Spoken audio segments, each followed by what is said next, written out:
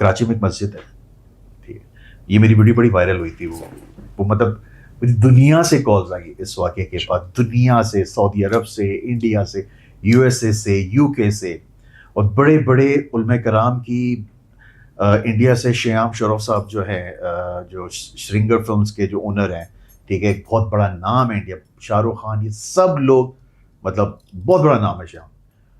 شیام صاحب کی کال آئی راشد خواجہ صاحب کو, انہوں نے کہا یار یہ بچہ کون ہے, میں اس سے ملنا چاہتا ہوں. کیا واقعہ تو بتاؤ ذرا تھوڑا. وہ یہ تھا کہ میں عصر کی نماز پڑھ کے میں آ کے بیٹھا ہوں صحن میں, اور صحن بہت بڑا تھا, وہ کراچی کی ایک مسجد, کراچی کی مسجد ہے.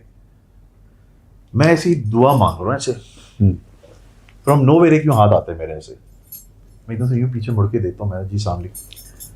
کہتے جو تو مانگ رہا ہے نا تجھے زندگی بھر نہیں ملے گا. میں نے سمجھا نہیں, وہ ہوتے نا منجن بیچنے والے کے آ کے پیسوں کے چکر میں باتیں کرتے ہیں.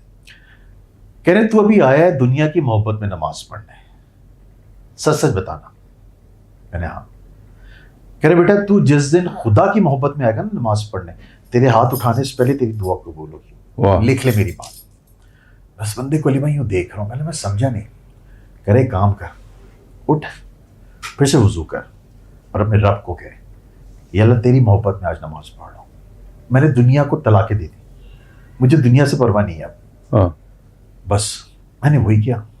اچھا ہاں, میں نے کہا اچھا یہ کرتے کرتے کرتے کرتے نا باتیں کر لی. میں نے کہا میں اپنی دعا کمپلیٹ کر لوں. کہتا ہاتھ کر.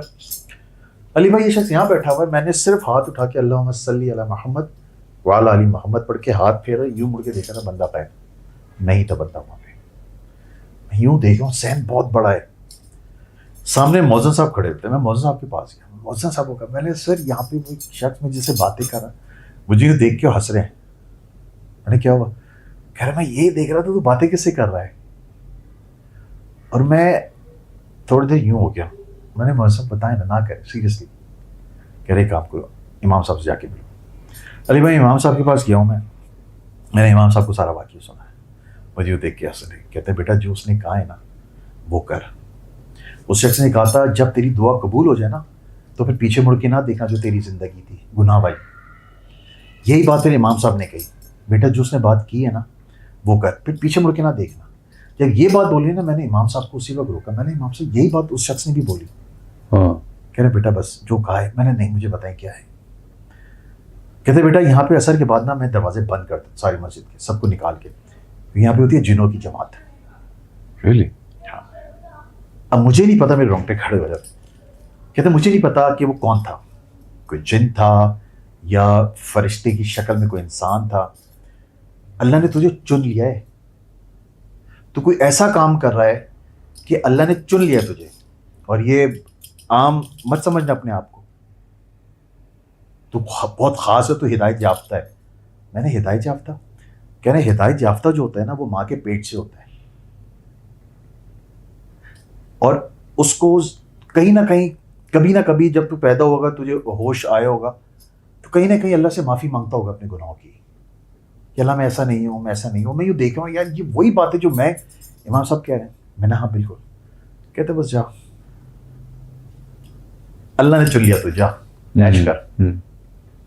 وہاں سے شروع ہوا تمہارا سلسلہ. یہ میں یہ تو کچھ نہیں ہے, میں گیا ہوں, وضو کیا ہے میں نے نماز پڑھی ہے, اور جس کے لیے میں دعا کر رہا تھا میں نے سلام پھیر کے اللہ اکبر کے لیے ہاتھ اٹھائے. اس شخص نے کہا تھا تیرے ہاتھ اٹھانے سے پہلے تیری دعا قبول ہوئی. میرا فون سامنے رکھا ہوا تھا, میں نے یوں ہاتھ اٹھائے, فون آ گیا اسی شخص کا جس کے لیے میں اللہ سے دعا مانگ رہا تھا.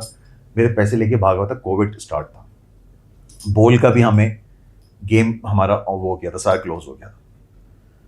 فون آیا, میں نے کہا جی السلام علیکم. کہتے ہیں آغا بھائی کدھر ہیں؟ میں نے آپ کدھر ہیں؟ کہہ رہے ہیں میں نے کہا میں اس مسجد میں. کہتا آغا بھائی ادھر میں آ رہا ہوں. علی بھائی 15 منٹ میں وہ شخص آتا ہے میرے پاس, مجھے فون کر کے باہر بلاتا ہے. میں گاڑی میں بیٹھتا ہوں, میرے ہاتھ میں ایک اماؤنٹ جو اس کو دینی تھی وہ دیتا بھی, تھوڑی بار لگاتا ہے, آغا بھائی مجھے معاف کر دیجیے. میں ایک مسئلے میں پھنس گیا تھا جس کی وجہ سے میں بھاگ گیا تھا ملک چھوڑ کے. 1.5 سال سے اس کا فون بند تھا. میں نے تھینک یو, میں یوں شکل دیکھا, کہہ رہے کیا ہوا؟ میں نے نہیں کچھ نہیں سر. وہ شخص گیا ہے, میں گھر گیا ہوں, ٹھیک ہے. میں نے 1.5 साल से पहले फ़ोन बंद था, वो गया है घर, मैं पहुंचा हूँ, मैंने फ़ोन किया, फ़ोन बंद उसी बंदे का। मैंने दोस्त एक टेलीकम्युनिकेशन में, नाम नहीं ले सकता भी, मैंने उसको फ़ोन किया, मैंने कहा खुर्रम इस नंबर की डिटेल मुझे दो। कहता है यार राघव भाई अलाउ नहीं है। मैंने कर ये ज़िंदगी मौत का सवाल। कहता है हुआ क्या बताएं तो सही। मैंने उसको पूरा वाक़या सुनाया। कह रहे मान नहीं सकता। मैंने इसलिए तो पूछा करो ही किसी तरह। सर 2 दिन के बाद मुझे डेटा आता है उस नंबर पे।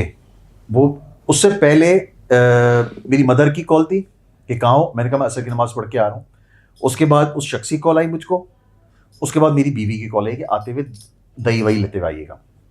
बीच में जो 15 मिनट थे, ना डेटा में उसकी कोई एंट्री है, ना नंबर है, कुछ भी नहीं है। और आज तक 4-5 साल हो गए उसका फ़ोन बंद है। मगर बंदा तो आया तुम्हारे पास पेमेंट देने के लिए। वो कहाँ है? उसके घर वालों को मैं पूछ रहा हूँ, कहते हैं बेटा हमें खुद ही नहीं पता, 6-7 साल गायब है वो। सही।